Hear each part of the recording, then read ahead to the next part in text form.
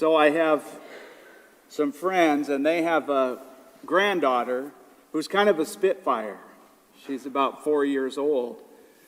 And one day, this little girl's mom said to her mom is a hairdresser.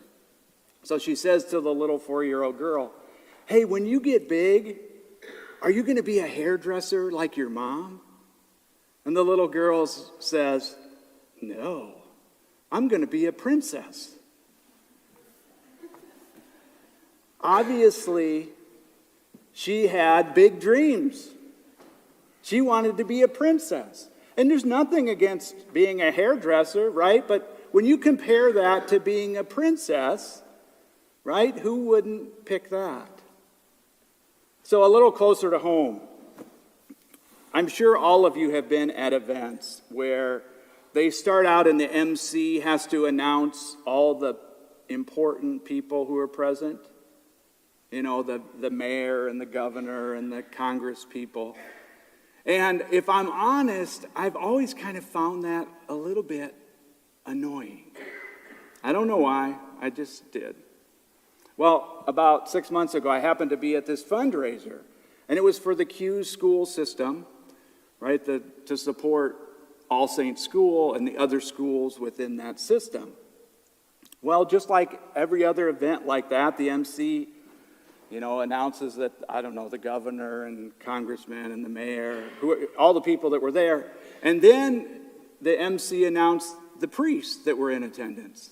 And I was like, oh, that's okay. And then she announced the 2 deacons and their wives who were in attendance. Well, that was me. And I was like, oh, well, maybe that's not so bad. Because isn't it true that we do like to be noticed?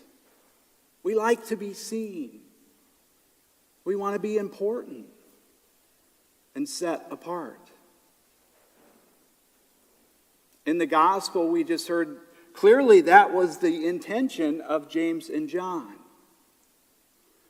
Now keep in mind, just immediately before this happens, Jesus tells his disciples for the 3rd time what's going to happen. Right? They're on their way to Jerusalem, and this is the 3rd time Jesus says, I'm going to be tortured and put to death. And James and John respond by saying, okay, well, when that happens, can we be your number 1 and your number 2 in your glory? Right? They don't get it.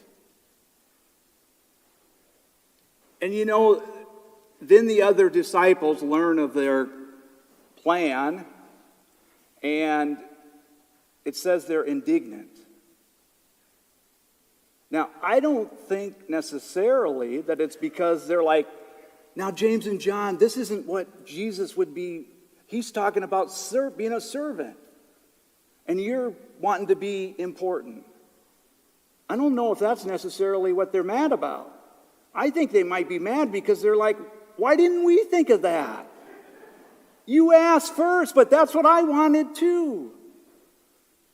Because they're human. Right? They want to be seen. They want to be noticed. They want to be important. They want to be set apart. But Jesus uses that as another teaching opportunity. And he tells them, whoever wishes to be great among you will be your servant. Whoever wishes to be first among you will be the slave of all. See, in the spiritual life, I think we often think it's an ascent, when in truth, it really isn't. It's a descent. It is the process of us surrendering more and more and more of ourselves for the sake of others. Pope Benedict said, that we will know God and we will know joy to the extent that we are set free from ourselves. Again, that surrender, that self-sacrifice. That's what imitating Jesus looks like. And so you might be saying, well, what's the good news? Well, here's the good news. Remember James and John, who we just heard about? What do we know them as today? St. James and St. John. They weren't stuck there.